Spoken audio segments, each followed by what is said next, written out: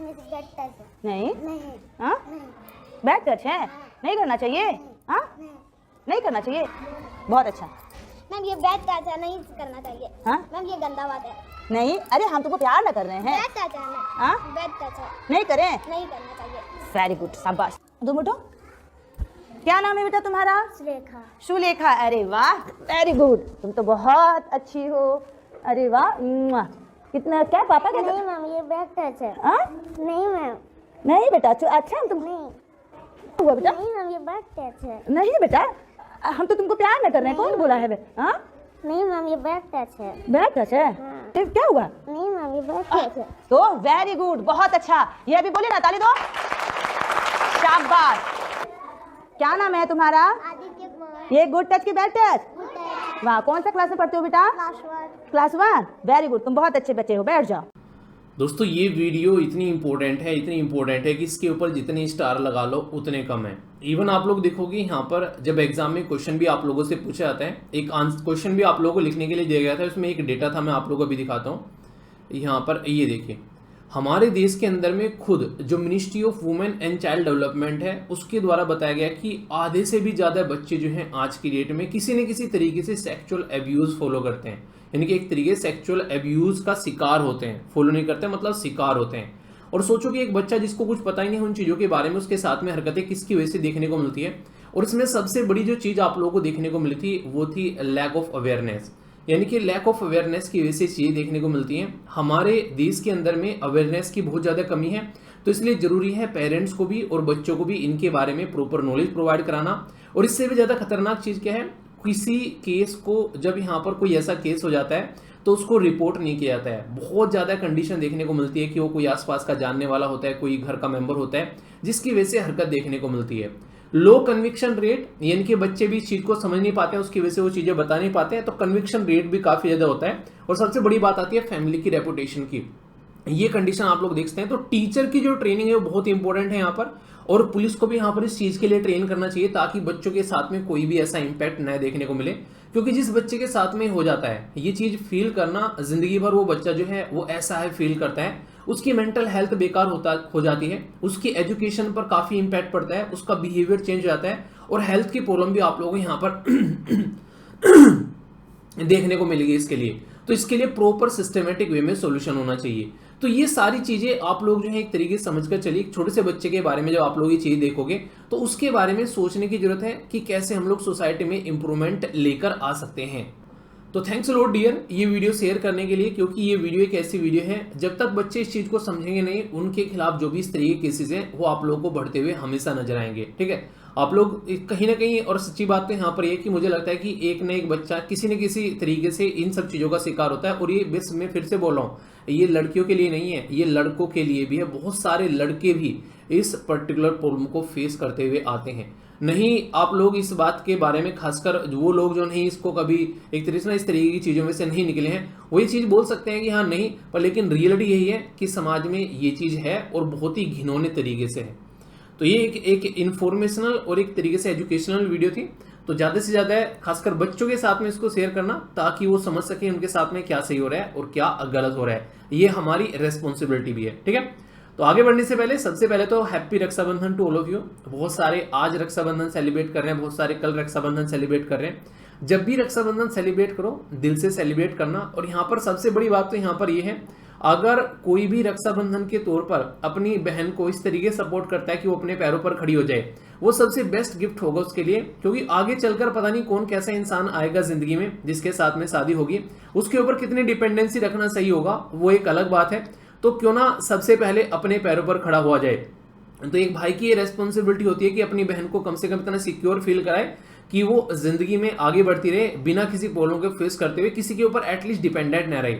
तो ये रक्षाबंधन कहीं ना कहीं यहाँ पर सिखाता है। तो ये एजुकेशन के पॉइंट ऑफ से मुझे लगता है कि बहुत ही इंपॉर्टेंट है कि अगर कोई भी अगर बहन पढ़ना चाहती है तो आप लोग उसको सपोर्ट कर सकते हैं, किसी भी तरीके से कोई जॉब करना चाहती है तो उसको सपोर्ट कर सकते हैं। तो ये रेस्पॉन्सिबिलिटी बनती है घर में। एटलीस्ट अगर कुछ भी ऐसा माहौल रहता है ना कई बार कि पढ़ने नहीं देंगे लड़की को, उसको जॉब नहीं करने देंगे, तो ये आपकी रेस्पॉन्सिबिलिटी है कि एटलीस्ट आप लोग इस चीज को सपोर्ट करो, है कि नहीं। तो अच्छे से एंजॉय करना। और मेरी तरफ से तो सबको बधाई हो रक्षाबंधन की। अपने परिवार में जो भी बहनें उनको भी बोलना एक राखी मेरे लिए भी रखें, ठीक है। काफी शानदार आज का डिस्कशन रहेगा। 30 तारीख है आज, यानी कि 30 अगस्त है। बहुत कुछ हम लोग यहाँ पर डिस्कस करने वाले हैं, चक्षु खुल जाएंगे आप लोग। इतने बेसिक से डिस्कस करूंगा। जम्मू एंड कश्मीर वाला जो मुद्दा है उसके बारे में भी कई सारी बातें हम लोग डिस्कस करने वाले हैं। बहुत ही एक्स्ट्रा इन्फॉर्मेशन आप लोगों को प्रोवाइड कराऊंगा। स्टैटिक इन्फॉर्मेशन के साथ में आगे बढ़ते हुए हम लोग बहुत ही अच्छे से चीजें देखेंगे। पर आगे बढ़ने से पहले बोला गया कि जब तक किसी काम को नहीं किया जाता तब तक वह असंभव लगता है। अभी मैं रिसेंटली देख रहा हूँ कि बहुत सारे बच्चे ऐसे होते हैं कि उनको लगता है कि सर तैयारी तो कर रहे हैं पर लेकिन क्या हम लोग सही डायरेक्शन में जा रहे हैं। अपने ऊपर क्वेश्चन मार्क लगाना स्टार्ट कर देते हैं। और ये क्वेश्चन मार्क एक टेंडेंसी के थ्रू आता है कि इंसानों को लगता है कि यार पता नहीं ये चीजें हो पाएंगी कि नहीं हो पाएंगी। तो जब जब आप लोग इस तरीके से सोचते हो कि ये चीजें हो पाएंगी कि नहीं हो पाएंगी, तब तब आप लोग अपनी कैपेबिलिटी पर क्वेश्चन मार्क लगाते हो और अपने काम पर फोकस करने की बजाय, यानी कि जो आप लोग काम कर रहे हो, जो वर्क आप लोग कर रहे हो, उस पर फोकस करने की बजाय आपका फोकस इस पे जाता है कि यार ये पता नहीं होगा कि नहीं होगा। तो वो वाली चीजें कहीं ना कहीं आप लोग को अपनी फुल एफिशिएंसी यूटिलाइज करने से रोक देता है। तो इसलिए जिंदगी में कुछ करो चाहे ना करो, एटलीस्ट अपने ऊपर ट्रस्ट करो। जो भी इंसान कोई काम कर रहा है वो कर रहा है तो आप लोग भी कर सकते हैं। ये ट्रस्ट आप लोग के अंदर में होना चाहिए।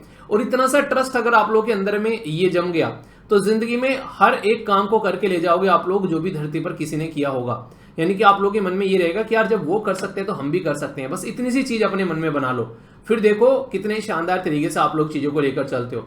इसमें एक सबसे इंपॉर्टेंट बात यही है कि आप लोग कई बार जैसे लगता है ना कि हम लोग यार आज काम कर रहे थे नहीं हो पाया, ये चीज आप लोगों को उस टाइम पर लग सकती है कि नहीं हो पाई, पर लेकिन रियलिटी में सही टाइम आने पर सारी चीजें हो जाती है अगर आप लोग अपना रास्ता नहीं छोड़ते हो और आप लोग हार मानकर नहीं बैठते हो। वरना फिर आगे चलकर कहानियां बनाई जाती है, यार उस टाइम पर ये कर लिया होता तो वो हो गया होता। किसने हाथ रोके थे भाई साहब, कितने पैर पकड़े थे कि ये काम मत करो। तुम्हारी इच्छा थी, तुम्हारी इच्छा नहीं थी ना कि उस टाइम पर मेहनत करने से बचना चाहते थे। तो आज ये जिंदगी भी तुमने खुद ने चूज की है। तो जो जिंदगी आप लोगों की चल रही है ना वो आप लोगों ने खुद ने चूज की है। एक इंसान है कि वो क्लर्क की पोस्ट पर जाता है, क्लर्क की पोस्ट से आगे बढ़कर वो अपनी एक अच्छी पोस्ट पर पहुंच जाता है, गजिस्ट्रेट पोस्ट पर पहुंच जाता है आगे चलते चलते। और एक इंसान है कि क्लर्क की पोस्ट पर गया तो वो जिंदगी भर क्लर्क की पोस्ट पर ही रह जाता है। तो दोनों में डिफरेंस क्या है, एक ने उसको माहौल को एक्सेप्ट कर लिया और दूसरे ने एक्सेप्ट नहीं किया है। तो यही तो फर्क है। तो जो एक्सेप्ट कर लेगा वो वहीं पर ही रह जाएगा और जो एक्सेप्ट नहीं करेगा वो आगे बढ़ता चला जाएगा। तो आप लोगों की लाइफ जो है वो आप लोगों के डिसीजन के ऊपर है। तो जितने डिसीजन आप लोग लेंगे उसी के हिसाब से आप लोगों का रिजल्ट आएगा। ये बात आप लोग हमेशा ध्यान रखना। बाकी आज का दिन जो है वह 30 अगस्त और आज के दिन को इंटरनेशनल डे जो स्मॉल इंडस्ट्रीज के रूप में सेलिब्रेट किया जाता है। ये स्मॉल इंडस्ट्री जिनको छोटे या फिर लघु उद्योग भी आप लोग बोलते हो, ये इतना इंपॉर्टेंट रोल प्ले करते हैं सोसाइटी के अंदर में कि आप लोग अंदाजा भी नहीं लगा सकते। मतलब क्या, मतलब यहाँ पर ये कि सोचो अगर कोई इंसान जो है वो कहीं पर जाकर जॉब करता है तो वो इंसान जॉब करता है और वो अपनी लाइफ जो है वो जॉब में निकाल कर चला जाता है। पर वही इंसान अगर छोटा सा भी कोई काम धंधा स्टार्ट कर दे तो वो एटलीस्ट 3 से 4 लोगों को जो है वो यहाँ पर जॉब देता हुआ नजर आता है। तो ये सिचुएशन आप लोग यहाँ पर समझ सकते हैं। मतलब कहने का क्या हो गया, मतलब यहाँ पर कहने का सीधा सीधा यहाँ हो गया कि आज के डेट में जब भी कोई इंसान जो है वो छोटा भी काम धंधा स्टार्ट करता है तो वो एक ऐसा माहौल समाज के अंदर में बनाता है कि वो समाज में जॉब क्रिएट करने के साथ साथ में कुछ ऐसी चीज भी क्रिएट करके जाता है जिससे कि हम लोग अपने देश में अपने ऊपर डिपेंडेंट रहते हैं, किसी और के ऊपर डिपेंडेंट नहीं रहते हैं। ऐसा आप लोग यहाँ पर बोल सकते हैं। आप लोग खुद देख लो SLV टीम के अंदर में आज इतने सारे मेंबर हैं, मतलब बहुत सारे मेंबर हो गए। वरना अगर मैं कहीं पर जाकर जैसे जॉब करना स्टार्ट कर देते तो वहां पर जॉब कर रहे होते आराम से, जबकि चल भी रही जॉब साथ में, उसमें कोई दिक्कत नहीं रहती। पर लेकिन एक मुद्दा यह है कि एक तरीके से कि कुछ ऐसा भी क्रिएट किया जाए। आप लोग खुद देखो, एक किसान है गाँव में कोई, ठीक है, तो वो कितना बड़ा किसान हो तो कई सारे लोगों को जो है वहां पर जॉब देता है, कई सारे लोग जो है उसके साथ में जुड़ते हैं और कई सारे लोगों का घर चलता हुआ नजर आता है।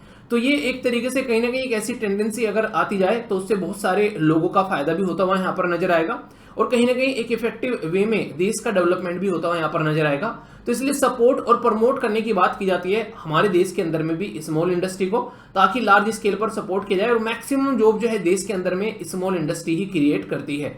ये आप लोग याद रखिएगा। ये जो इंडस्ट्री होती है ये प्राइवेट ओन होती है, स्मॉल बिजनेस होते हैं, मैन्युफैक्चरिंग यूनिट होती हैं जिसमें काफी लार्ज स्केल पर मैन पावर का इस्तेमाल किया जाता है। तो इसके चलते यहाँ पर इनको सपोर्ट करना जो है वो काफी ज्यादा जरूरी है। तो ये डे इसीलिए यहाँ पर सेलिब्रेट किया जाता है, ठीक है। तो ये आप लोग यहाँ पर हल्का सा आइडियाज के बारे में रख सकते हैं। ये जो पर्टिकुलर आर्टिकल है बहुत इंपॉर्टेंट रहने वाला है, पूरा एक एडिटोरियल भी इसके ऊपर कई सारे आप लोगों को देखने को मिल रहे हैं। द हिंदू के अंदर में यहाँ पर ये कवर किया गया, इंडियन एक्सप्रेस के अंदर में भी यहाँ पर कवर किया गया।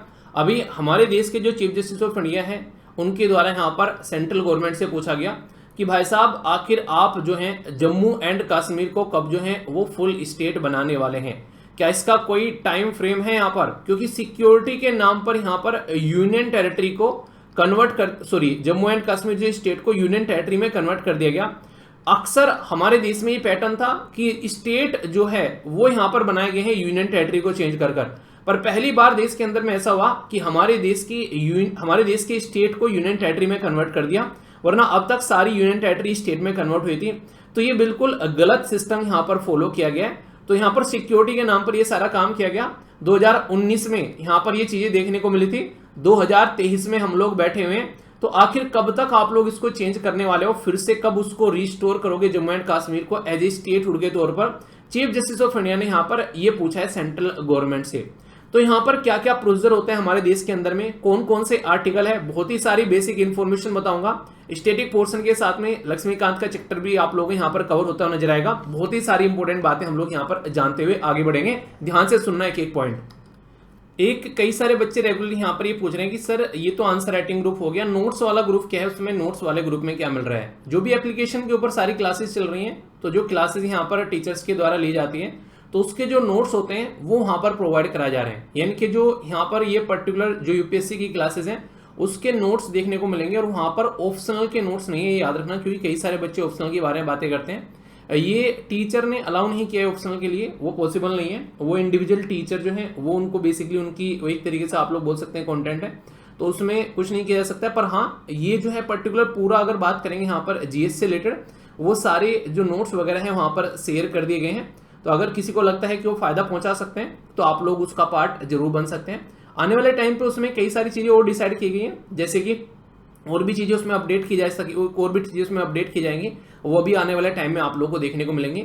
और आंसर राइटिंग ग्रुप में अभी यहाँ पर टीचर से मैं बातें कर रहा था, तो यहाँ पर अभी जैसे कि आगे थोड़ा सा और टाइम, जैसे आपका हो गया लगभग 3 महीने अभी क्लासेस चले हुए जो क्लास ले रहे हैं, तो यहाँ पे एक्स्ट्रा भी अब क्वेश्चन आने स्टार्ट होने होंगे आप लोग के दूसरे सब्जेक्ट के भी।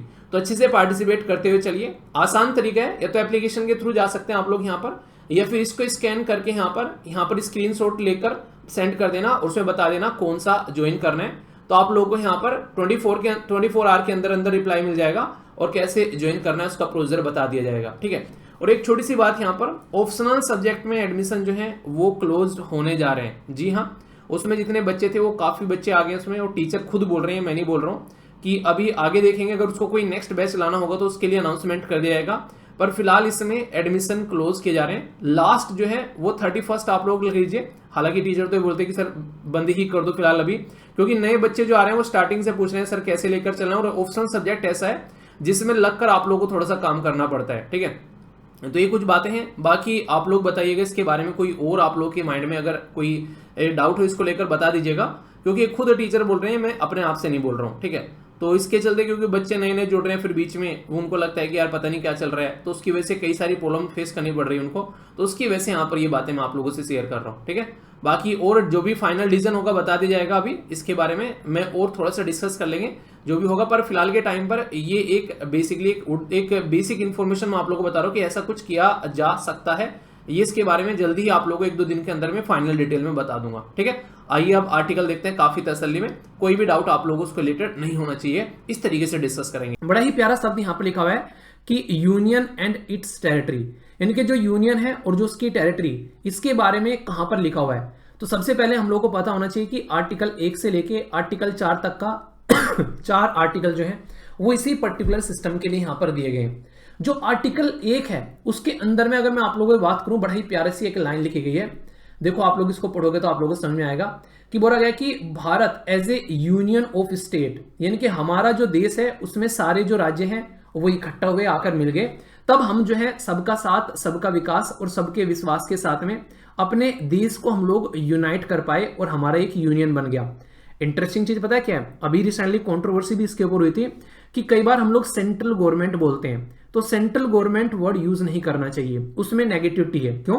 क्योंकि एक जगह सेंटर में सारी चीजें आ गई, इसका मतलब ये लगता है कि सेंटर ताकतवर है। नहीं, ऐसा नहीं है, सेंटर ताकतवर नहीं है। सारे स्टेट एक जगह मिलकर पूरे देश को बनाते हैं, तब जाकर हमारा एक संघ बनता है और ये ताकतवर है, ना कि सेंटर ताकतवर है। तो वर्ड यूनियन प्रेफर किया है हमारे संविधान निर्माताओं ने कि हमारे संविधान के अंदर में यूनियन शब्द यूज किया जाए, ना कि सेंटर शब्द यूज किया जाए। ये वो चीज समझ रहे थे, वरना वो सेंट्रल गवर्नमेंट लिख देते, पर लेकिन उन्होंने हर जगह यूनियन वर्ड यूज किया। क्यों?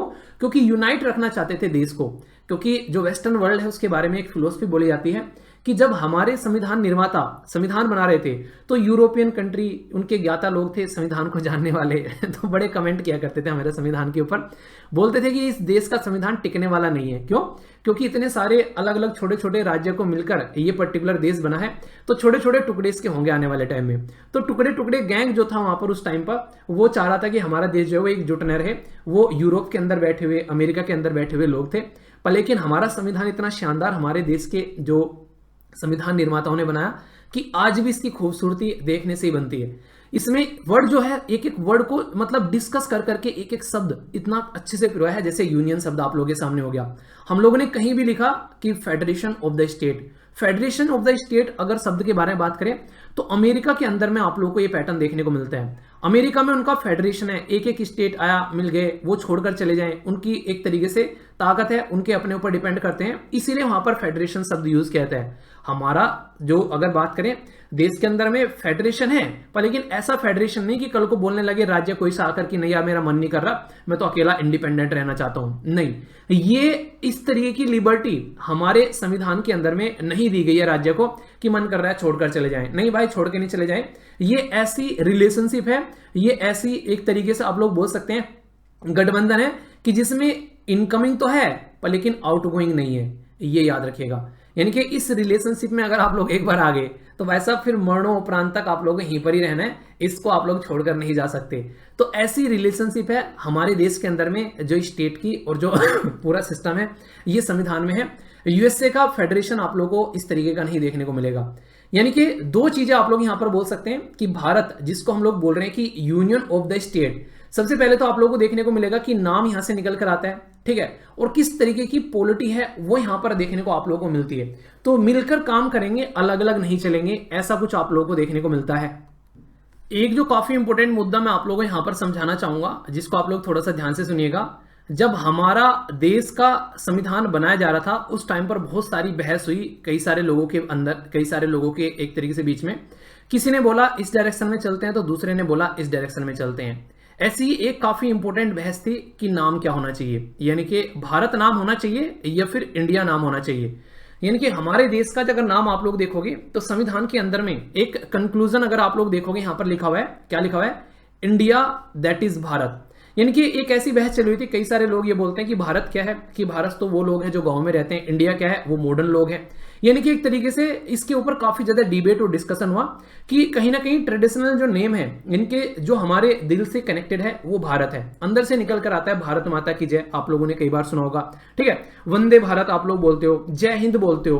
तो जब ऐसी ऐसी चीजें बोलते हो तो क्या आता है कि फीलिंग आती है कि हाँ यार हमारा देश है, उस तरीके से हम लोग देखते हैं, तो उसके साथ में हम लोग कनेक्टेड एक तरीके से अपने आप को मानते हैं। पर लेकिन जो कुछ ऐसे लोग थे जो कि पढ़े लिखे लोग थे, जिनको लगता था कि नहीं यार थोड़ा सा मॉडर्न टाइप में हम लोग को बनना है, और यो यो यो यो आई टाइप वाले लोग, ठीक है तो उनको लगा कि नहीं यार मॉडर्न नाम होना चाहिए, तो उन्होंने क्या किया, उन्होंने बोला कि इंडिया नाम सजेशन करना चाहिए। तो यानी कि एक तरीके से आप लोग बोल सकते हैं कि लोगों के मत जो है वो डिवाइड हो गए कि इंडिया नाम रखें कि हाँ भाई साहब भारत नाम रखें। तो आप लोग समझ सकते हैं यूएसए का नाम जैसे America, United state of America, ठीक है। तो हमारे यहां पर बोला गया कि यार क्या करा जाए, तो यहां पर जब बहुत ज्यादा डिस्कशन और बहुत ज्यादा बहस हुई, इस पर एक मत नहीं बना, तो फिर बोले अच्छा ऐसा करते हैं, सबकी बात रख लेते हैं और बुद्धा वाला पाथ फॉलो करते हैं, यानी कि मिड पाथ फॉलो करते हैं। क्या किया, ऐसा करते हैं कि दोनों नाम रखते हैं। वो कैसे रखोगे कि इंडिया दैट इज भारत, तो ये लाइन ऐड कर दी गई यहां पर आर्टिकल 1 के अंदर में।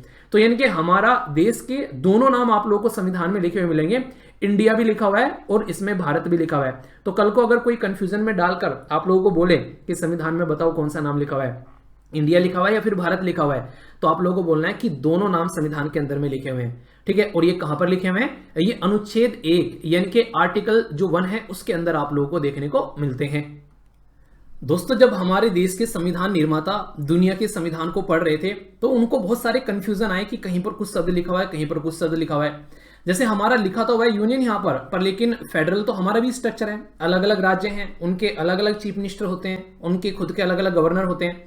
तो इसी चीज को डॉक्टर भीमराव अंबेडकर जी ने बहुत ही प्यार से एक्सप्लेन किया है। उनके द्वारा बोला कि यूनियन ऑफ स्टेट, हमारे संविधान के अंदर में ये शब्द लिखा गया है। इसका मतलब क्या है, इसका मतलब कि फेडरेशन ऑफ स्टेट जो होता है वो एक तरीके से जो प्रेफर किया जाता है वो उसका कुछ रीजन होता है, पर यूनियन ऑफ स्टेट का कुछ और रीजन है। इनके फेडरेशन ऑफ स्टेट और यूनियन ऑफ स्टेट में इनके द्वारा एक्सप्लेन किया गया डिफरेंस कि क्या क्या डिफरेंस है। जैसे कि इंडियन फेडरेशन जो है उसको अगर आप लोग फेडरेशन ऑफ स्टेट भी बोलो तो उसका मतलब यह है कि ये कोई एग्रीमेंट नहीं है स्टेट्स के बीच में कि एक राज्य ने दूसरे राज्य के साथ में एग्रीमेंट किया आजा मिल जाते हैं, दूसरे राज्य ने तीसरे के साथ में मिला आजा मिल जाते हैं, ऐसा नहीं है।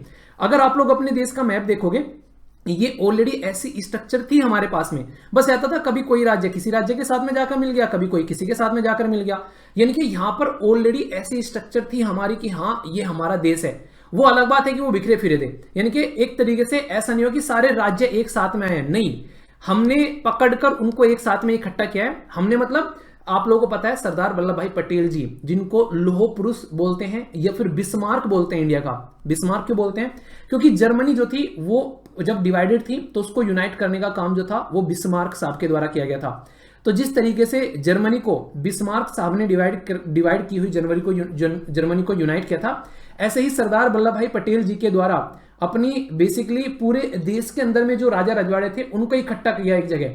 तो यानी कि वो स्टेट अपना एग्रीमेंट में नहीं आए हैं, उनको इकट्ठा किया गया है एक जगह, यानी कि वो वहां पर थे ऑलरेडी, ऐसा नहीं कि एग्रीमेंट कर वो वहां पर आए। तो बोला गया कि note result of an agreement, कोई एग्रीमेंट नहीं हुआ इनके पीस में कि भाई साहब आ जाओ कि हाँ एक साथ मिलते हैं। जैसे अमेरिका के अंदर में क्या हुआ है, एग्रीमेंट कर स्टेट एक दूसरे के साथ में आए और उन्होंने बोला है कि हमारी इंडिपेंडेंस चाहिए हम लोग को, हमारा खुद का सिटीजनशिप होगी, हमारी खुद की जुडिशरी होगी, ये सारी अधिकार उनको दिए गए, तब जाकर वो एक तरीके से एक साथ में इकट्ठे हुए हैं। पर यहां पर तो ऐसा नहीं हुआ हमारे देश के अंदर में। हमारे देश के अंदर में कोई भी अधिकार नहीं है कि आप लोग इसको छोड़कर जाना चाहे तो छोड़कर जा सकते हैं, नहीं, ऐसा बिल्कुल नहीं है। हमारे संविधान के अंदर में भी बोला मैंने, इनकमिंग है आउट गोइंग नहीं है, जो आ गया तो आ गया। तो इसीलिए बोला गया कि इनडिस्ट्रक्टेबल, यानी कि तोड़ नहीं सकते आप लोग इसको। आप लोग जो देश का मैप देखोगे तो इस पूरे मैप के अंदर में कुछ भी तोड़फोड़ कर लो, मतलब आप लोग यहां पर इसमें पता चला कल को चलकर 100 राज्य आप लोगों ने बना दिए, ठीक है, इसमें आप लोगों ने 150 राज्य बना दिए अलग अलग कर करके, छोटे छोटे राज्य, कई यहां पर उत्तर प्रदेश के पार्ट कर दिए, कई हम लोगों ने मध्य प्रदेश के पार्ट कर दिए। पर जितने भी पार्ट किए जाएंगे, जितने भी राज्य यहां पर बनेंगे, वो सारे हमारी जो फिजिकल बाउंड्री है उसके अंदर में रहने वाले हैं। ऐसा नहीं है कि एक पार्ट टूट के बाहर भाग गया, ऐसा बिल्कुल नहीं होने वाला है। तो ये क्या हो गया, इनडिस्ट्रक्टेबल है, यानी कि कुछ भी हो जाए पर लेकिन रहेंगे साथ में। भले ही आज एक राज्य है, कल को चल के 50 राज्य बने, 100 राज्य बने, 500 राज्य बने, पर लेकिन यूनियन ऑफ द स्टेट ही कहलाएगा। ऐसा नहीं कि एक राज्य भाग गया, ऐसा बिल्कुल नहीं होने का। ये हमारे संविधान ने अलाउ ही नहीं किया है। अगर ऐसा कुछ होता कि भाई साहब अभी के लिए आ जाओ, आजादी ले लेते हैं, उसके बाद में तुम्हारा मन करे तो भाग जाना, तो आज की डेट में इतनी प्यारी कंट्री में नहीं बैठे होते हम लोग, पड़ोस में एक दूसरी कंट्री होती और भाई साहब बॉर्डर के लिए लड़ रहे होते, नदियां पानी के लिए लड़ रहे होते, अपनी टेरिटरी के लिए लड़ रहे होते, इतने लड़ रहे होते कि दुनिया में कहीं भी इतना ज्यादा डिस्ट्रक्शन नहीं होता जितना अकेला इंडिया के अंदर में होता, अगर ये इनडिस्ट्रक्टेबल की जगह बोल देते कि आ जाओ ठीक है बाद में चले जाना। तो ये काफी एक सूझबूझ से काम लिया गया हमारे संविधान निर्माताओं के द्वारा, जिसकी वजह से इस प्यारे से संगठन में हम लोग आज की डेट में मिले हुए हैं। तो ये माइंड में क्लियर रखिएगा। टेरिटरी ऑफ इंडिया जब शब्द यूज किया जाता है तो इसको 3 पार्ट में हम लोग डिवाइड करते हैं। यानी कि टेरिटरी का मतलब क्या है, क्या है टेरिटरी, क्या है ये टेरिटरी। टेरिटोरियल आप लोगों ने सुना होगा, टेरिटोरियल वाटर भी कई बार आप लोग बोल देते हैं।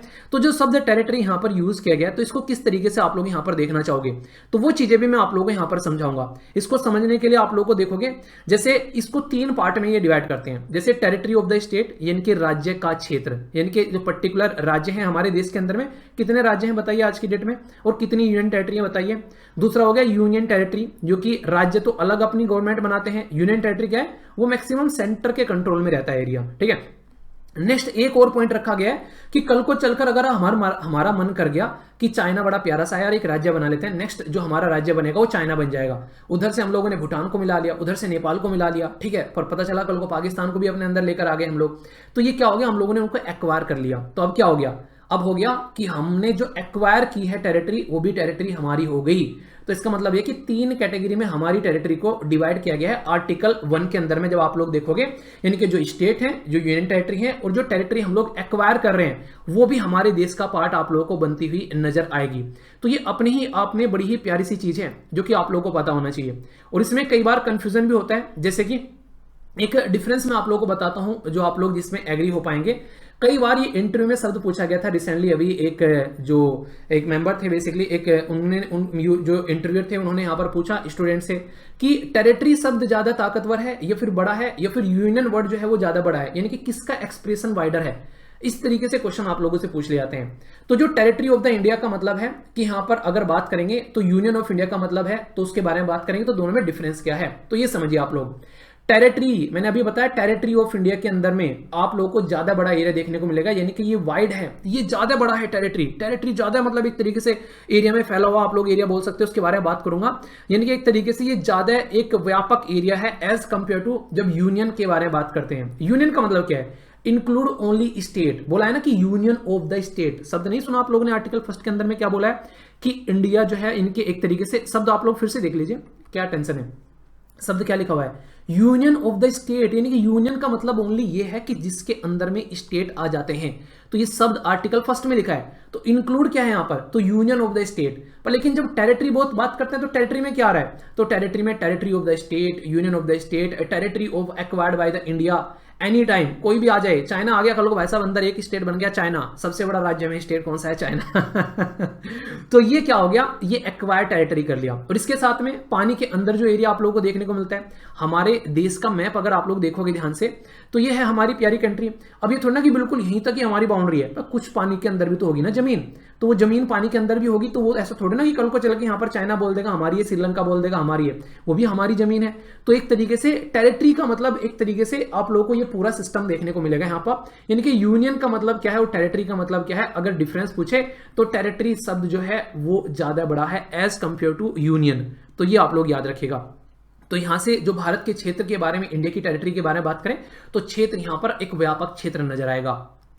अब जो चीजें लिखी हुई हैं संविधान के अंदर, मैंने बोला था हर एक चीज को एक्सप्लेन किया गया अच्छे से, तो यहां पर भी बड़ा ही प्यारा सा एक्सप्लेनेशन आप लोगों को देखने को मिलेगा इसके बारे में। जैसे कि यहां पर बड़ी ही प्यारी बात बोली गई है कि आज की डेट में हम लोग बोलते हैं कि state are the member of the federal system, यानी कि एक तरीके से जो फेडरल सिस्टम का मेंबर है, तो इसका मतलब क्या है, यानी कि वैसे तो हम लोग यूनियन ऑफ स्टेट है पर लेकिन फिर भी हमारा फेडरल है, यानी कि संघवाद का ढांचा है। वो कैसे है, संघीय ढांचा, क्योंकि डिस्ट्रीब्यूशन ऑफ द पावर है यार। अगर आप लोग देखें सेंटर में जो है प्रेसिडेंट है, स्टेट में गवर्नर है, सेंटर में जो है प्राइम मिनिस्टर है, स्टेट में चीफ मिनिस्टर है, तो एक बंटवारा किया गया है पावर का, डिस्ट्रीब्यूशन किया गया, तो उसकी वजह से हम लोग एक संघीय ढांचे में हैं, ऐसा नहीं कि कोई एक दादागिरी चल रही है। और अगर बात करें यूनियन टेरिटरी की, तो जैसे यूनियन टेरिटरी होगी या फिर एक्वायर टेरिटरी होगी, वो किसके अंडर में आती है, वो मैक्सिमम आप लोगों को सेंट्रल गवर्नमेंट के अंडर में देखने को मिलेगी, इनके सेंटर उसके ऊपर अपना आधिपत्य रखती है। जैसे कि दिल्ली हो गई तो वहां तो चलो चीफ मिनिस्टर है, ठीक है, पुडुचेरी में चीफ मिनिस्टर है, पर लेकिन नॉर्मल अगर तरीके से बात करें जो यूनियन टेरिटरी होती है उसमें सेंटर का कंट्रोल आप लोगों को देखने को मिलता है। दिल्ली के अंदर भी अगर जाओगे तो सारी पावर जो है चीफ मिनिस्टर के हाथ में नहीं है। डिफेंस वगैरह का जो वहां पर एक तरीके से सिक्योरिटी के बारे में बात करें, लॉ एंड ऑर्डर के बारे में बात करें, लैंड के बारे में बात करें, वो सारा जो मैटर होता है वो किसके अंडर में जाता है, वो वहां पर आप लोगों को सेंट्रल गवर्नमेंट के अंडर में देखने को मिलेगा। इसलिए केजरीवाल जी कई बार क्या बोलते हैं, जब आप लोगों ने देखा होगा, जब एक तरीके से जब चीफ मिनिस्टर जो केजरीवाल साहब रहते हैं तो उस टाइम पर क्या बोल रहे थे, वो बोल रहे थे कि एक तरीके से आप लोग ऐसा बोल सकते हैं कि मतलब जो हमारे हाथ में पुलिस नहीं है, तो आप लोगों को देखने को मिलेगा, तो उनके हाथ में पुलिस नहीं थी तो इसकी वजह से वो रोते रहते थे। तो ये कंडीशन आप लोग देख सकते हैं। तो सिस्टम क्या हो गया यहाँ पर, सिस्टम आप लोग इसको समझ सकते हैं जो कि आप लोगों के सामने यहाँ पर एक तरीके से कि यहाँ पर एडमिनिस्ट्रेशन जो रहता वो सेंट्रल गवर्नमेंट अपने कंट्रोल में लेकर चलती है। अब यहाँ पे प्यारी बात है जो कि आप लोग समझिएगा, जैसे मैंने बोला था जब हम लोग टेरिटरी के बारे में बात करते हैं तो आप लोगों को देखने को मिलेगा उसको हम लोगों ने अपने कंट्रोल में ले लिया है, ठीक है, टेरिटरी को ही कंट्रोल में ले ली हम लोगों ने। तो इंटरनेशनल कानून के थ्रू भी उसको रिकॉग्नाइज कराया जाता है, ऐसा नहीं कि जबरदस्ती हम लोगों ने अपने कंट्रोल में ले ली। तो पहला होता है सेशन। इसका मतलब क्या होता है, इसका मतलब होता है कि किसी ने हमारे साथ में ट्रीटी करी और हमारे साथ में आके जुड़ गया, ठीक है, या फिर किसी को हम लोगों ने खरीद लिया, या फिर किसी ने हम लोगों को गिफ्ट में दे दिया, या फिर कहीं पर प्लेबिसाइड हो गया, ये लीज पर ले लिया। प्लेबिसाइड क्या होता है, एक तरीके से लोगों से पूछ लिया और लोगों ने वोट डाला कि हम तो यार इंडिया के साथ में जाना चाहते हैं, तो ये प्लेबिसाइड हो गया यहाँ पर। तो यानी कहने का मतलब होता है कि कोई हमारे साथ में आकर मिल गया, तो एक तरीके से आप लोग बोल सकते हैं वो अपनी इच्छा से मिला, ट्रीटी से मिला, खरीद लिया, ऐसा बोल सकते हैं। जैसे अलास्का वाला जो रीजन है वो रसिया ने बेचा था और यूएसए ने खरीद लिया था, तो आज के डेट में यूएसए का पोर्शन है। तो ये इस तरीके से एक तो कोई हमारे साथ में आकर मिल सकता है, यानी कि जो मैंने बोला ना कि बाहर की टेरिटरी को एक्वायर करेंगे अगर हम लोग, तो उसके तरीके क्या हैं, तो 3 तरीके हैं। पहला तो खरीद ले जाए, दूसरा क्या है, दूसरा है ऑक्यूपेशन, यानी कि एक तरीके से ऑक्यूपाई कर लेना उसको, यानी कि एक तरीके से अनऑक्यूपाई कोई टेरिटरी है वो किसी के कंट्रोल में नहीं है, तो हम लोगों ने उसको अपने कंट्रोल में लिया, आजा भाई अकेला कहां घूम रहा है यार, साथ में मिलकर चलते हैं, तो ये आप लोगों को देखने को मिलेगा।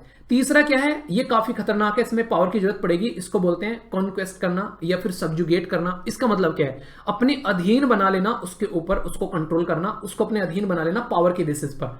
तो ये आप लोगों को यहां पर देखने को मिलेगा। इनके 3 तरीके हैं। अगर हम लोग चाइना को अपने कंट्रोल में लेना चाहते हैं तो चाइना को खरीद लें कि ले भाई $5000 बिलियन और आजा हमारे साथ में। दूसरा क्या होगा, यहां पर एक तरीके से उसको जो है एक तरीके से चाइना का ऊपर किसी का कंट्रोल नहीं, हमने चाइना को बोला अपने कंट्रोल में आ जा, तो चाइना आ गया, ठीक है, और बोला कि ठीक है हाँ इंडिया के कंट्रोल में रहेंगे। नेक्स्ट यहां पर क्या हो गया, चाइना के ऊपर अटैक किया और हम लोगों ने उसको अपने कंट्रोल में ले लिया, ठीक है, तो नेक्स्ट ये हो गया। तो इस तरीके से आप लोग समझ सकते हैं। अभी मैं आप लोग कुछ उदाहरण देता हूं जो कि बड़े ही प्यारे उदाहरण हैं, जो कि आप लोग समझ भी पाएंगे। कुछ ऐसी फॉरेन टेरिटरी जो कि हम लोगों ने अपने अंदर इंक्लूड की है, तो ऐसा आप लोगों को देखने को मिलेगा। जैसे Dadar and Nagar Haveli, Goa, Daman and Diu, Puducherry, Sikkim, ये अलग अलग एरिया थे जो हम लोगों ने टाइम टू टाइम जो है वो अपने में मिलाए। यहां पर आज की डेट में देखने को मिलेगा, जैसे गोवा हो गया, ठीक है, सिक्किम हो गया, ये पहले क्या थे, ये पहले आप लोगों को यूनियन टेरिटरी देखने को मिला करते थे, पर लेकिन आज की डेट में ये स्टेट बन चुके हैं। तो यानी कि टाइम टू टाइम उनकी पावर भी चेंज कर दी जाती है कि ठीक है यार तुम एक ऐसा एरिया हो चुके हो कि एक स्टेट में तुमको कन्वर्ट किया जा सकता है, तो ये लो अब स्टेट का दर्जा ले लो। तो ये आप लोगों को प्रॉपर सिस्टमेटिक वे में एक पैटर्न भी देखने को मिलेगा। तो बड़ा ही इंपॉर्टेंट है ये, जो कि आप लोगों को समझना चाहिए। यहां पर अगर समझ में आएगा तो आप लोग समझ पाओगे क्या क्या प्रोसीजर हुआ है पास्ट में। ऐसा नहीं सब हवाबाजी चल रही है, सिस्टमेटिक वे में पास्ट में चीजें हुई हैं जिनको हम लोग फॉलो करके चल रहे हैं। तो यहां तक समझ में आ गया कि 3 तरीके होते हैं और इस तरीके से काम किया जाता है, तो कंफ्यूजन नहीं होना चाहिए। फेडरेशन भी है, संघवाद का ढांचा भी है, सारी बातें क्लियर है। नेक्स्ट जो आर्टिकल है ये आप लोगों को और इंटरेस्टिंग देखने को मिलेगा। यहां पर बात करेंगे आर्टिकल 2 के बारे में। आर्टिकल 2 के अंदर में 2 पावर है। जी हाँ, 2 के अंदर में 2 पावर है। कौन कौन सी पावर है जो पार्लियामेंट को मिली हुई है, और ये कई सारे बच्चों के माइंड में इसको लेकर कंफ्यूजन भी रहता है, तो कंफ्यूजन भी दूर होगा कि हाँ किस किस तरीके से हम लोग अपने देश के अंदर में स्टेट बना सकते हैं, उनकी बाउंड्री बढ़ा घटा सकते हैं। तो सारी बातें आप लोगों को अब समझ में आ जाएगी। जैसे कि बोला गया कि power to admit into the union new state, यानी कि जो हमारी कंट्री में ऑलरेडी जो हमारा यूनियन है उसमें नए स्टेट को हम लोग ऐड कर सकते हैं, ठीक है। जो स्टेट जो है वो ऑलरेडी एग्जिस्टेंस में हो तो उसको हम लोग यहां पर क्या कर सकते हैं, हम लोग जैसे कि अभी अगर बात करें कोई नया स्टेट है, ठीक है, तो हम लोग अपना एक तरीके से कोई जैसे कि स्टेट है तो उसको हम लोग यूनियन के अंदर में मिला सकते हैं। ये पावर है, यूनियन के अंदर मिलाने की पावर दे रखी है पार्लियामेंट को कि पार्लियामेंट यहां पर ये ऐसा डिसीजन ले सकती है। पर लेकिन एक और इंपॉर्टेंट बात है यहां पर, power to establish a new state, यानी कि नया स्टेट भी बनाया जा सकता है। जैसे अभी आंध्र प्रदेश में से नया राज्य बनाकर तेलंगाना बना दिया हम लोगों ने, ठीक है। कल को मन किया कि तेलंगाना को जो है आंध्र प्रदेश के अंदर फिर से मर्ज कर देना है तो फिर से मर्ज कर देंगे। तो ये पावर है पार्लियामेंट के हाथ में। तो ये आर्टिकल 2 ये पावर देता है कि एडमिट कर सकते हैं यूनियन में नया स्टेट और यहां पर नया स्टेट स्टेब्लिश कर सकते हैं। तो इस तरीके से यहां पर पावर अच्छे से यहां पर हमारी पार्लियामेंट के हाथ में है, तो हमारी पार्लियामेंट ये काम आसानी से कर सकती है। ये हो गई 2 पावर। अब पार्लियामेंट जो पावर है वो रिकॉग्नाइज करने के लिए स्टेट को किस बेसिस पर आप लोगों को देखने को मिलती है, तो ये बेसिस है आर्टिकल 3। मतलब समझिएगा अभी यहां पर अगर कोई नया स्टेट बनाना है, from A new state separation territory कोई करनी है एनी स्टेट, और कोई यूनाइट करना है 2 या फिर 2 से ज्यादा पार्ट में यूनाइट करना है किसी को, तो ये सारा का सारा जो पावर है आप लोगों को यहां पर पार्लियामेंट के अंदर में देखने को मिलती है। यानी कि एक नया state form A new state by separation of territory from any state, यानी कि कोई स्टेट है उसमें से हम लोगों को नया स्टेट बनाना है सेपरेट कर, तो ये कर सकते हैं, ठीक है। और बात की क्या जा रही है, यूनाइट करना है 2 या फिर 2 से ज्यादा स्टेट, तो वो भी यहां पर कर सकते हैं। इसके अंदर में कुछ और चीजें आप लोगों को देखने को मिलेगी एक्स्ट्रा, जैसे कि इंक्रीज करना है एरिया किसी स्टेट का। मान लीजिए हमारे देश का अंदर आज की डेट में राजस्थान है, राजस्थान में मन कर रहा है कि गुजरात को मिलाकर उसका नया स्टेट बना देते हैं और एक तरीके से, तो वो कर सकते हैं, ठीक है। गुजरात का कुछ हिस्सा ले लिया, ठीक है, तो इस तरीके से यहां पर काम कर सकते हैं आसानी से। इसी के साथ में अगर बात करें किसी के एरिया को कम कर सकते हैं कि राजस्थान का एरिया कम करके थोड़ा सा गुजरात को दे दो, तो वो भी यहां पर किया जा सकता है। स्टेट की बाउंड्री को भी बदला जा सकता है कि यहां से जा रही है बाउंड्री, इसको यहां से नहीं, इसको यहां से लेकर आ जाते हैं, तो ये भी काम किया जा सकता है किसी भी स्टेट की, और उसका नाम भी चेंज किया जा सकता है। जी हाँ, ऑल्टर द नेम। तो तो ये सारी की सारी चीजें जो हैं वो आर्टिकल 3 में देखने को मिलेगी। यानी कि अगर नाम चेंज करना है स्टेट का, जैसे तेलंगाना नया राज्य बना, तेलंगाना नाम रख दिया, मन कर रहा है कि तेलंगाना नहीं यार कुछ और होना चाहिए था वहां पर, तो ये काम किया जा सकता था। पर लेकिन होता क्या है, होता है कि ये काम ना अक्सर स्टेट के ऊपर छोड़ देते हैं रेस्पॉन्सिबिलिटी, कि ज्यादा जद्दोजहद ना हो, उनके बीच में रस्साकसी ना हो, क्योंकि at the end of the day state को बेसिकली यहाँ पर डिसाइड करने के लिए है, क्योंकि रहना उन्हीं को है, उन्हीं को सरकार चलानी है, तो सेंटर थोड़ा सा अपना साइड में रखता है यहाँ पर चीजें। पर लेकिन ये आर्टिकल 3 में पावर है पार्लियामेंट के हाथ में कि पार्लियामेंट ये काम कर सकती है। एक शब्द मैंने आप लोगों को बोला था कि हमारे देश में हम बोला सकते हैं कि इनडिस्ट्रक्टेबल यूनियन है, यानी कि यूनियन जो है उसको कोई डिस्ट्रॉय नहीं कर सकता है।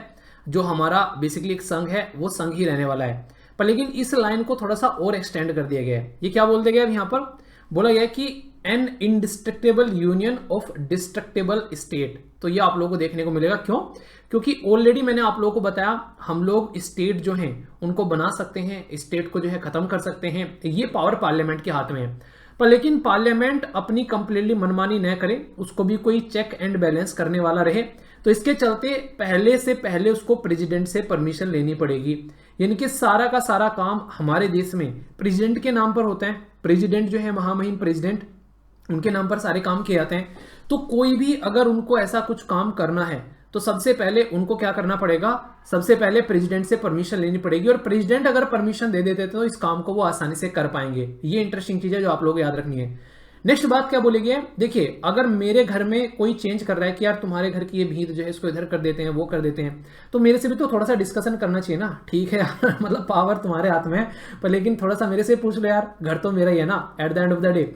तो यहाँ पर अगर किसी भी स्टेट को कुछ इस तरीके से चेंज करना है तो स्टेट को भी रेफर किया जाएगा कि भाई साहब उस स्टेट से भी पूछ ले कि वो क्या चाहता है, उसका भी व्यू देखा जाएगा स्टेट का कि वो किस तरीके से इसको देख रहा है। तो जब यहाँ पर कोई बिल यहाँ पर रिकमेंड किया जाएगा प्रेसिडेंट को, तो उससे पहले स्टेट से लेजिस्लेचर से भी कंसर्न किया जाएगा, उसके व्यू लिए जाएंगे एक पर्टिकुलर टाइम ड्यूरेशन के अंदर में कि हाँ भाई साहब तुम भी बता दो तुम क्या चाहते हो इसके बारे में। ठीक है, जैसे तेलंगाना अलग किया गया आंध्र प्रदेश से, तो वहां पर पूरा उनसे भी डिबेट और डिस्कशन चला यहाँ पर इंटरेस्टिंग चीज है जो याद रखिएगा कि पार्लियामेंट या फिर बोलो प्रेसिडेंट सीधा सीधा ये बाउंड नहीं है स्टेट के व्यू से। उनका मन करेगा तो इसकी बात मानेंगे और मन नहीं करेगा तो इसकी बात जो है रिजेक्ट कर देंगे। यानी कि मानना या मानना वो भाई साहब पार्लियामेंट और प्रेसिडेंट के हाथ में है। अब स्टेट का व्यू है बस ओनली, अगर उनको मानना है तो मानेंगे, नहीं मानना है तो नहीं मानेंगे। पर अक्सर ऐसा होता है कि मान लेते हैं। रीजन क्या है फिर मैं ये बोलूंगा कि रहना स्टेट वालों को ही है वहां पर। तो कंक्लूजन क्या निकल कर आया कि पार्लियामेंट रीड्रॉ कर सकती है पॉलिटिकल मैप ऑफ इंडिया, यानी कि वो जिस स्टेट को चाहे खत्म कर सकती है, जिस स्टेट को चाहे उसके अंदर में दूसरा स्टेट बनाकर उसकी स्टेट को तोड़कर नया स्टेट बनाकर पार्लियामेंट के हाथ में पावर है। तो क्या मतलब होता है इसका कि टेरिटरी इंटीग्रिटी जो है या फिर continuous existence of the state जो है वो हमारा कॉन्स्टिट्यूशन गारंटी नहीं देता है। ये एक स्टेटमेंट एग्जाम में क्वेश्चन देकर पूछ ली थी कि हमारे देश में जो स्टेट की टेरिटरी है वो ऐसी की ऐसी रहने वाली है, हमारा संविधान इसकी गारंटी देता है। संविधान नहीं गारंटी देता है। संविधान बस ये गारंटी देता है कि इनडिस्ट्रक्टेबल यूनियन रहना है, पर लेकिन स्टेट के जितने जितने टुकड़े चाहो आप लोग कर सकते हो, छोटे छोटे टुकड़े चाहो, जितने भी डिस्ट्रिक्ट है उतने स्टेट बना सकते हो, कोई नहीं रोकने वाला है। पर लेकिन रहेंगे सारे हमारे देश की बाउंड्री के अंदर ही। तो ये इंपॉर्टेंट है कि इंडिया जो है वो इनडिस्ट्रक्टेबल यानी कि टूटने वाला यूनियन नहीं है, पर स्टेट डिस्ट्रक्टेबल है, इनके स्टेट टूटकर नए स्टेट या फिर पुराने स्टेट में उनको ऐड कर सकते हैं। तो ये अपने ही आप में बहुत ही एक अच्छा सा एक्सप्लेनेशन है आर्टिकल 3 के अंदर में। दोस्तों यहां से आगे इस लेक्चर का ये दूसरा पड़ाव आप लोग बोल सकते हैं, यानी कि कहने का मतलब ये कि अब तक हम लोगों ने जो आर्टिकल देखे, अब यहां से उन आर्टिकल का इस्तेमाल आप लोगों को दिखता हुआ नजर आएगा। मतलब जैसा मैप आज की डेट में अपना प्यारा सा मैप आप लोगों को देखने को मिलता है, क्या वो स्टार्टिंग से ही ऐसा मैप था? नहीं, कुछ ऐसा मैप आप लोगों को यहाँ पर दिखा करता था। आप लोग यहाँ पर देख सकते हैं, ये हैदराबाद हो गया बहुत बड़ा सा स्टेट, वेस्टर्न प्रोविंस आप लोगों को देखने को मिलेगी यहाँ पर, राजपूताना यहाँ पर आप लोगों को देखने को मिल रहा है, ठीक है, पंजाब स्टेट यहाँ पर आप लोगों को देखने को मिल रहा है। तो अगर बात करेंगे बिफोर यानी कि इंडिपेंडेंस आजादी से पहले, ये बलूचिस्तान हो गया आप लोगों का, ये जम्मू एंड कश्मीर, यहाँ गिलगित बेसिकली रीजन हो गया। तो कुछ इस तरीके से हमारा मैप आप लोगों को दिखाई देता था, यानी कि बड़ी जद्दोजहद की गई, पर्टिकुलर एक सिस्टमेटिक वे में चीजें आगे बढ़ी और हमारे देश की जो यूनियन टेरिटरी और जो स्टेट हैं वो इवोल्व होकर आगे बढ़े। यानी कि ऐसा नहीं है कि अलादीन का चिराग घिसा और हमारे पास में स्टेट आ गए, हमारे यूनियन टेरिटरी आ गए, नहीं, सिस्टमेटिक वे में काम किया गया। इसके ऊपर अलग अलग कमीशन और कमिटीज बनाई गई हैं जिसके बेस पर यहाँ पर चीजें आगे बढ़ी हैं।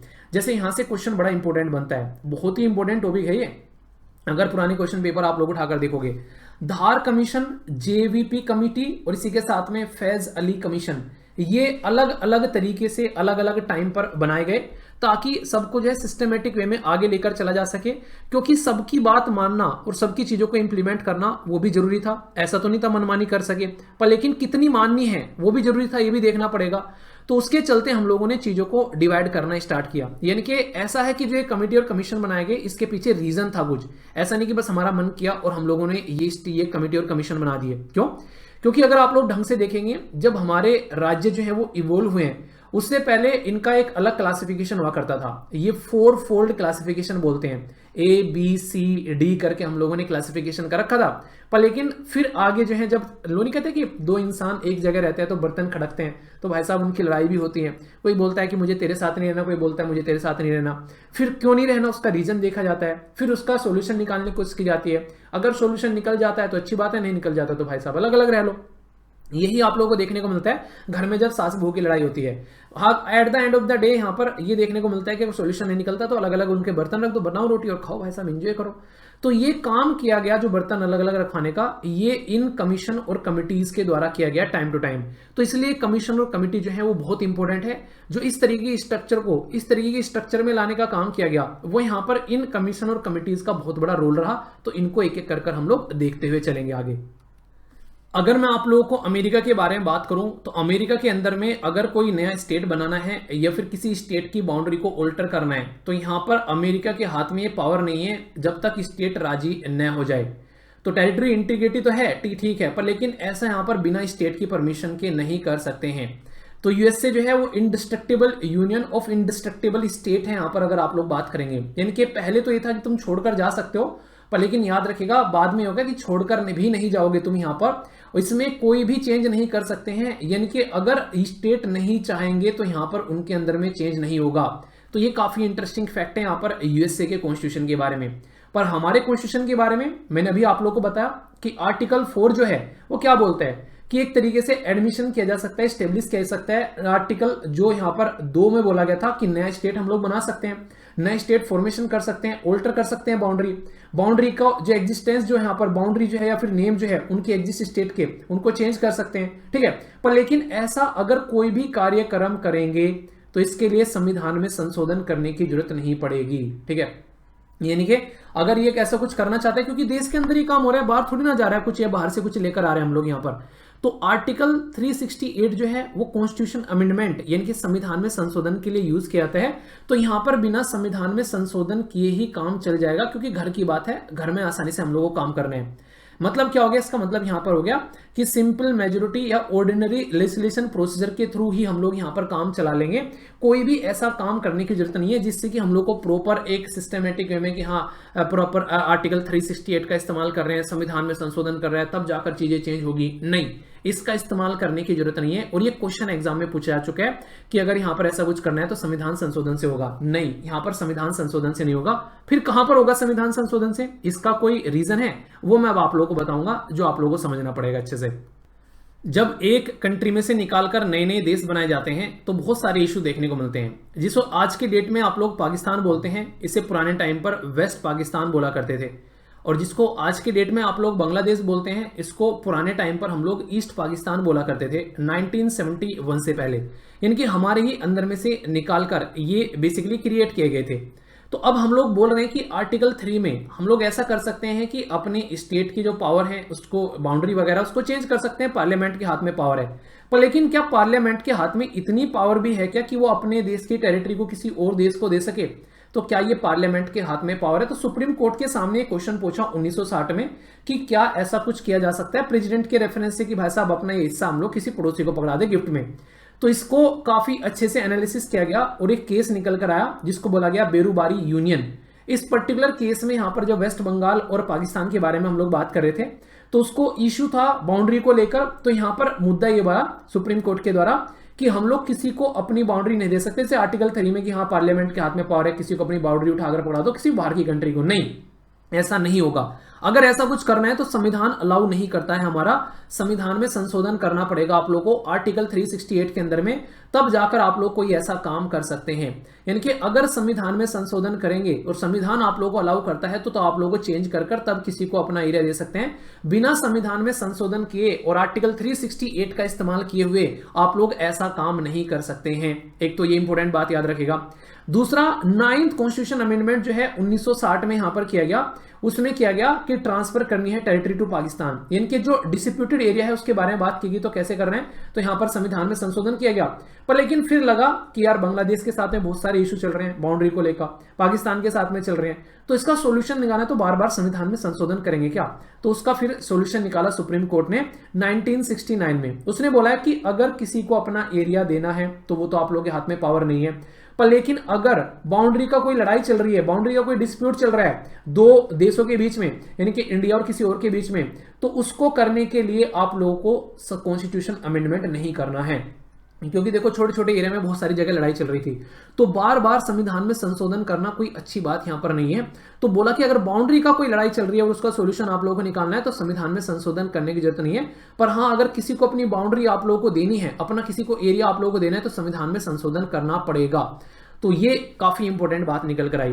तो एग्जीक्यूटिव एक्शन के थ्रू यहां पर उसको किया जा सकता है, एक पर्टिकुलर प्रोसीजर के through Indian territory to foreign country, तो ये अलाउ नहीं किया जाएगा। पर लेकिन हाँ, अगर डिस्प्यूट है तो उसको आप लोग सेटल कर सकते हैं। तो ये एक मुद्दा यहां पर निकल कर आया। तो अपने ही आप में ये कुछ ऐसी टेक्निकलिटीज हैं जो कि कई बार आप लोगों से क्वेश्चन की फॉर्म में पूछी जा सकती है कि क्या ऐसा कुछ किया जा सकता है, तो आप लोगों को इससे रिलेटेड ये फैक्ट पता होना चाहिए।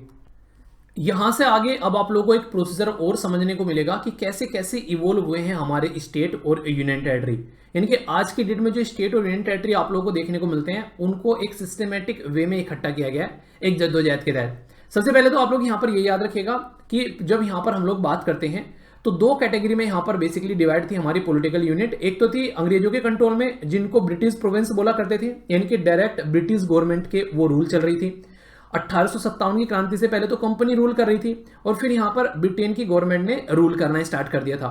तो आधा पखवाड़ा तो ऐसा था हमारे एरिया का जो कि ब्रिटेन रूल कर रही थी, और आधा एरिया पखवाड़ा ऐसा था जहां पर हमारे देश के जो राजा रजवाड़े थे वो रूल कर रहे थे। पर लेकिन फिर भी कंट्रोल किसका था, वो ब्रिटिश क्राउन का था, एक तरीके से कि शब्द हमारे हैं बोल वो रहे हैं, वो वाली बातें थी बेसिकली। ठीक है, कहने के लिए तो राजा रजवाड़े थे, पर लेकिन वो अंग्रेजों के हिसाब से ही काम किया करते थे, वो अंग्रेजों के हिसाब से ही चला करते थे। पर लेकिन जैसे ही देश आजाद होता है 1947 में, तो हमारे देश दो इंडिपेंडेंट सेपरेट डोमिनियन तैयार हो जाते हैं। एक साइड में हमारा देश इंडिया और एक साइड में पाकिस्तान तैयार हो जाता है। तो जो पाकिस्तान बना, ये ऐसा नहीं कि अकेला पाकिस्तान बन गया, यहाँ पर ये वेस्ट पाकिस्तान बना और ये ईस्ट पाकिस्तान बना। हालांकि डिस्कशन तो ये भी चल रहा था कि वेस्ट पाकिस्तान को ईस्ट पाकिस्तान से कनेक्ट करने के लिए बीच में गलियारा दे दो। मैंने कहा बेटे की बात, ऐसा कुछ हो जाता तो आज की डेट में सोचो, कश्मीर के छोटे से मुद्दे को लेकर आज तक इतना बवाल चल रहा है, अगर यहां पर कुछ ऐसा हो जाता तो क्या हो जाता भाई साहब। आज की डेट में कुछ और ही कहानी रची गई होती यहाँ पर। तो ऊपर वाले की कृपा है कि ऐसा कुछ नहीं हुआ, वरना कहानी खराब हो जाती। देश जो अलग अलग डिवाइडेड होता आप लोगों को नजर आते हैं यहाँ पर। तो यहाँ पर 3 ऑप्शन दिए गए प्रिंसली स्टेट को। 3 ऑप्शन क्या दिए गए कि यहाँ पर जब देश आजाद हो गया तो जो एक तो ब्रिटिश टेरिटरी थी वो तो डायरेक्ट इंडिया के कंट्रोल में आ गई, पर लेकिन जो प्रिंसली स्टेट थे जो कि ब्रिटेन के कहने पर माना करते थे बात, उनको उन्होंने 3 ऑप्शन दिए। कि पहला ऑप्शन तो ये था कि जाओ इंडिया के साथ में मिल जाओ, ठीक है भाई साहब। दूसरा ऑप्शन ये था कि इंडिया पसंद नहीं आ रहा तो पाकिस्तान में जाकर मिल जाओ, ठीक है भाई साहब। और तीसरा ऑप्शन ये दिया कि आप लोग इंडिपेंडेंट रह सकते हैं।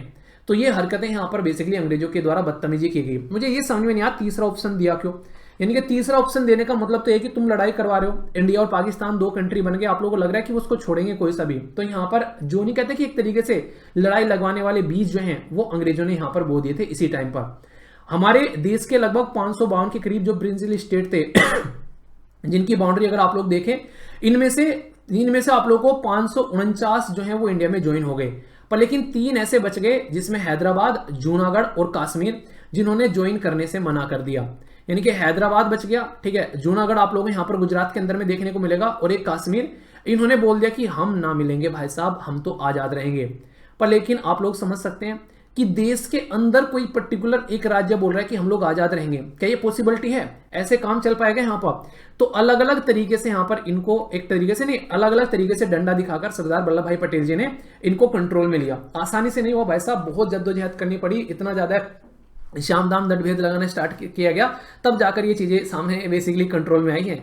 इतनी आसानी से पढ़ के निकल जाते हैं हम लोग 2 मिनट में कि अच्छा इस तरीके से इन तीनों को मिला लिया था हमारे देश में, इतना आसान नहीं था मेरे दोस्त बहुत मशक्कत करनी पड़ी थी, ठीक है।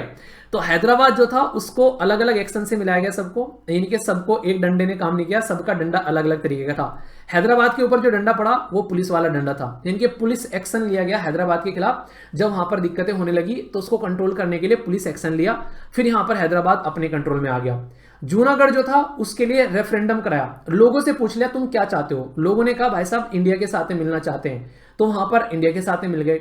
और कश्मीर का जो मुद्दा था ये आज तक उलझा हुआ है। इसमें सबसे बड़ी बात क्या थी, उस टाइम पर जो हरि सिंह साहब थे वो किसी भी राज्य के अंदर मिलना नहीं चाहते थे, यानी कि ना इंडिया के अंदर ना पाकिस्तान के अंदर में। तो पाकिस्तान ने क्या किया, बहुत सारे ऐसे ट्राइबल कम्युनिटी के लोग अपनी फोर्स बेसिकली उनको चेहरा बदलवाकर उनको ट्राइबल कम्युनिटी की फॉर्म में भेजा यहाँ पर, और बहुत ही तकड़े वाली लूटपाट यहाँ पर मचाई जिसकी कुछ हद नहीं। हरि सिंह साहब जो है भागे भागे आए हमारे देश के जो बेसिकली होम मिनिस्टर साहब के पास में, और बोला कि हमें बचा लो पाकिस्तान मार डालेगा। तो हमारे देश ने बोला यार देखो ऐसे हम लोग इंटरफेयर नहीं कर सकते किसी की बाउंड्री के अंदर में, पहले तुम ये बोलो कि तुम हमारा पार्ट बनने के लिए तैयार हो क्या, अगर तुम यहाँ पर साइन करते हो तो हम लोग यहाँ पर जो है हम लोग फिर तुमको बचाएं क्योंकि तुम हमारा पार्ट बन जाओगे।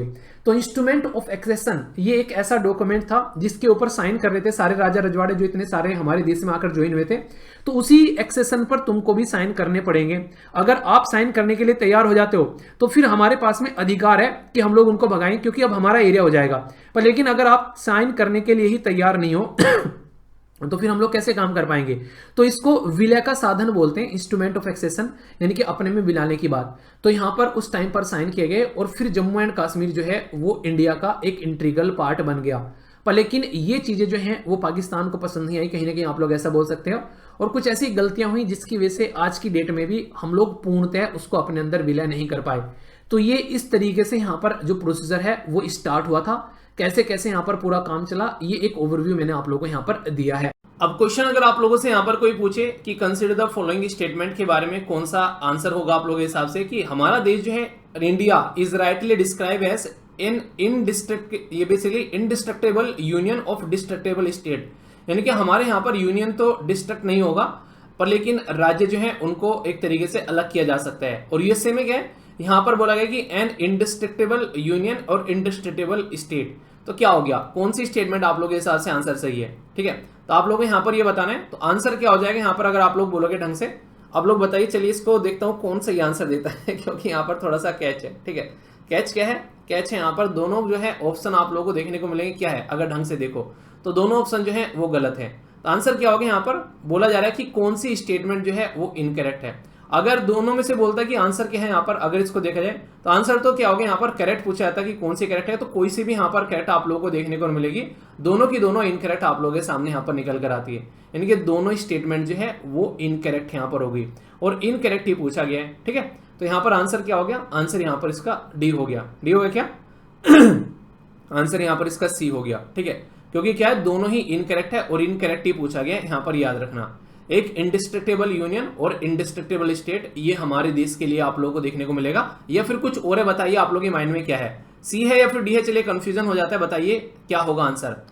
दे लिया आंसर। हमारे देश के अंदर में स्टेट की बाउंड्री हम लोग चेंज कर लेते हैं आसानी से, तो डिस्ट्रक्टेबल स्टेट है हमारे देश के अंदर में, ऐसा है कि हम लोग आसानी से चेंज कर लेते हैं। और यूएसए के अंदर में आप लोगों को पैटर्न देखने को मिलेगा कि यहाँ पर इंडिस्ट्रक्टेबल आप लोगों को यहाँ पर नजर आता है। तो इसी के बारे में कोई कंफ्यूजन आप लोगों को यहाँ पर नहीं होना चाहिए, और यही चीजें आर्टिकल 3 में आप लोगों को यहाँ पर बेसिकली पढ़ाई गई है। तो आंसर क्या हो गया, आंसर यहाँ पर आप लोगों को डी देखने को मिलेगा, ठीक है। तो कंफ्यूजन आना कतई नहीं है। एक खतरनाक लेवल की स्टडी यहाँ पर देखने को मिली जो कि चौंकाने वाली है। आज की डेट में खेतों के अंदर में कई सारे हम लोग ऐसे चीजें यूज करते हैं जिससे नेगेटिव इंपैक्ट हेल्थ पर देखने को मिलता है। तो बात की जा रही है कैलोथोडिन के बारे में। ये एक ऐसा एक हर्बेसाइड है जो कि यहाँ पर खरपतवार को खेतों में खत्म करने के लिए इस्तेमाल किया जाता है, पर लेकिन इसकी वजह से ये बताया जा रहा है कि इंसान जो है उसकी बॉडी पर, खासकर आप लोग बोल सकते हैं कि इंसान के जो पार्ट्स हैं, प्राइवेट पार्ट्स हैं, रिप्रोडक्टिव पार्ट्स हैं, उनकी हेल्थ को ये बर्बाद करता हुआ यहाँ पर नजर आ रहा है। वैसे तो ये घास को खत्म करने के लिए इस्तेमाल होता है और वाटर सोलेबल भी आप लोगों को देखने को मिलेगा। इंपॉर्टेंट मुद्दा क्या है वो यहाँ पर ये कि इसकी वजह से आप लोगों को देखने को मिलेगा कि इंसान के अंदर में जो यहाँ पर जो टेस्टिकुलर वेट है वो कम होता हुआ नजर आएगा। इवन स्पर्म में भी एबनॉर्मलिटीज आप लोगों को देखने को मिलती है। तो इसकी वजह से आप लोगों को देखने को मिलता है, खासकर जब यहाँ पर प्रेगनेंसी में बहुत सारी प्रॉब्लम आती है, कहते हैं कि लड़की के अंदर में प्रॉब्लम है इसलिए प्रेगनेंसी नहीं हो पा रही है। आज की डेट में बहुत सारी प्रॉब्लम आप लोगों को लड़कों के अंदर भी यहाँ पर देखने को मिलती है, जिसकी वजह से सिचुएशन निकल कर आती है। इसलिए अक्सर आप लोगों ने देखा होगा मूवी तक बनाई जाती है यार, अभी आप लोगों ने विकी डोनर जैसे मूवी देखी, उसमें ये तो चीजें दिखाई गई हैं कि बहुत सारी ऐसे परिवार हैं आज के डेट में जिसमें यहाँ पर बेसिकली किसी न किसी रीजन की वजह से, चाहे लड़के के अंदर प्रॉब्लम चाहे लड़की के अंदर प्रॉब्लम, जिसकी वजह से सिचुएशन जो है वो खराब होती है। पर इन रियलिटी हमारा खान पान जो है वो इतना बर्बाद आज की डेट में हो गया, जिसकी वजह से हेल्थ जो है डायरेक्ट बर्बाद होती नजर आती है। यहाँ पर सोचो कि हम लोग जाने अनजाने में ऐसी चीजें खा रहे हैं जिसकी वजह से हमारी स्पर्म में एबनॉर्मलिटीज देखने को मिलती है, उसकी वजह से टेस्टिकल जो है उनमें एबनॉर्मलिटीज देखने को मिलती हैं। तो आने वाले टाइम में क्या क्या दिक्कतें देखने को मिल जाती हैं। तो हम लोग एक साइड से चीजों को देखते हैं कि हाँ ठीक है, हमारे यहाँ पर खेती बाड़ी एग्रीकल्चर अच्छी होनी चाहिए, पर इन रियलिटी में क्या इंपैक्ट है वो समझ में आता है। इसलिए कहते हैं कि आज की डेट में जो कहीं ना कहीं जो गाय का गोबर, ये भैंस के गोबर, इनका इस्तेमाल कर कर अगर हम लोग खेती करते हैं, उसका प्राइस बहुत ज्यादा अभी देखने को मिला जो भी खेती उससे कर रहे हैं। ठीक है, यानी कि कहने का मतलब है कि समझ रहे हैं कि हेल्थ पर क्या नेगेटिव इंपैक्ट है, तो उसकी वजह से रिजल्ट यहाँ पर देखने को मिलता है। तो कुछ भी खाओ थोड़ा सोच समझ कर खाओ, वरना हेल्थ जो है वो बर्बाद होती है यहाँ पर नजर आ रही है आज की डेट में। एक ऐसी न्यूज यहाँ पर देखो सारे एक लेवल पर कोई ना कोई प्रॉब्लम देखने को मिल रही है। आप लोगों को पता है पेंगुइन वगैरह जो है ये इस तरीके के जानवर हैं, जिनावर आप लोग बोल सकते हैं, जो कि बर्फ जो है जहां पर पाया जाता है उसके ऊपर इनकी जिंदगी जो है वो व्यतीत होती है। पर लेकिन दिक्कत क्या है, आज की डेट में यहाँ पर ये बर्फ की जो आइस जो है वो पिघल गई है, वहां पर कहानी खत्म हो गई है। तो इसकी वजह से इनकी जिंदगी जो है बड़ी ही ट्रेजिक हो गई है। आज की डेट में इनकी एक तरीके से लाइफ जो है वो खतरे में पड़ गई है। 10,000 के करीब यहाँ पर वो अब क्योंकि यहाँ पर जो एक तरीके से आप लोग बोल सकते हैं कि कंडीशन खराब हो रही है। तो साइंटिस्ट ने रिसेंटली अभी कहा कि 10,000 के करीब यंग जो यहाँ पर एम्परर पेंगुइन है यहाँ पर, वो रिपीटेडली किल्ड इन द ये Antarctic late last year when the sea ice ये अंडर अर्थ जो है वो ब्रोकन हो गई। क्योंकि आप लोगों को पता है कि जैसे जैसे यहाँ पर जो आइस पिघल जाएगी, ये कहां पर सरवाइव करेंगे आप लोग ये बताइए। फिर ये काफी ज्यादा खतरनाक चीजें रिसेंटली अभी सामने निकल कर आई। तो यहाँ पर ये न्यूज में है, तो इनका साइंटिफिक नाम आप लोगों से पूछा सकता है, ये है एप्टिनोडाइटस, ये है फोर्स्टेरी। ठीक है, और कन्वर्जन अगर कंजर्वेशन के बारे में बात करें तो IUCN यानी कि international union for conservation of nature में इसको नियरली थ्रेटन की लिस्ट में यहाँ पर रखा गया है। तो पेंगुइन जो है ये ओनली पाए जाते हैं कहां पर, अंटार्कटिका वाले रीजन पर लेकिन जैसे जैसे सिचुएशन चेंज हो रही है, टेम्परेचर चेंज हो रहा है, उसकी वजह से दिक्कतें देखने को मिलती हैं। तो आने वाले टाइम पे ये ऐसा हुआ करेगा कि हम लोग बोला करेंगे ये ऐसा भी कोई जानवर जो था वो पृथ्वी पर पाया जाता था, जैसा माहौल अभी देखने को मिल रहा है। इसके बारे में बेसिक इन्फॉर्मेशन यहाँ पर प्रोवाइड करा दी है, कितना इनका वेट होता है, क्या क्या चीजें हैं, प्रेगनेंसी के टाइम पर वेट जो है वो ऊपर नीचे भी आप लोगों को देखने को मिलता है, कितनी इनकी बेसिकली एक तरीके से लेंथ होती है, वो सारी बातें यहाँ पर बताई गई है। बेसिक इन्फॉर्मेशन है यहाँ पर लेकिन जो फर्स्ट स्लाइड में बताई गई है, यहाँ से अक्सर क्वेश्चन आप लोगों से पूछा जा सकता है, ये एटलीस्ट आप लोगों को जरूर याद रखना है। ठीक है, अभी हमारे देश में कई बार हम लोग बात करते हैं कि कई बार ना कोई इंडस्ट्री के नाम पर या फिर डेवलपमेंट के नाम पर कई सारे स्टेप हम लोग उठाते हैं, पर लेकिन अगर हम लोग सही डायरेक्शन में नहीं जा रहे हैं तो फिर पिक्चर में आता है नेशनल ग्रीन ट्रिब्यूनल, जिसको आप लोग NGT बोलते हैं। तो NGT नेशनल ग्रीन ट्रिब्यूनल यहाँ पर बेसिक पर्पज ये कि कैसे ध्यान रखना है अगर कुछ गलत होता है। तो इसी के चलते यहाँ पर अभी बात की जा रही है, ये है बेसिकली कालिवली। ठीक है, बर्ड सेंचुरी आप लोगों को देखने को मिलेगी, सेकंड लार्जेस्ट ये आप लोगों को ब्रैकिश वाटर लेक है साउथ इंडिया के अंदर में, पुलकित लेक के बाद में। तो यहाँ पर इसके लिए यहाँ पर जो भी अभी चीजें चल रही थी यहाँ पर, तो उसके लिए जो ग्रीन नोट दिया गया था इन्वायरमेंट की साइड से, तो अभी रोक दिया गया है नेशनल ग्रीन ट्रिब्यूनल के द्वारा। तो फर्स्ट इसको डिक्लेयर किया गया था बेसिकली यहाँ पर अगर बात करें किसके तहत, वाइल्ड लाइफ प्रोटेक्शन एक्ट के तहत 1972 में। तो इसके बारे में बेसिक इन्फॉर्मेशन है कि ये यहाँ पर अगर बात करें ये बर्ड सेंचुरी के बारे में क्या क्या बेसिक इन्फॉर्मेशन है। तो यहाँ पर ये लेक है जिसका नाम है यहाँ पर कैलिवली। ठीक है, तो लेक का नाम जरूर याद रखिएगा, बे ऑफ बंगाल के अंदर में आप लोग यहाँ पर देखने को मिलती है। और मैंने आप लोगों को एक बार पढ़ाया था सेंट्रल एशियन हाईवे, तो उसके रूट में भी आप लोगों को यहाँ पर ये देखने को मिलेगा।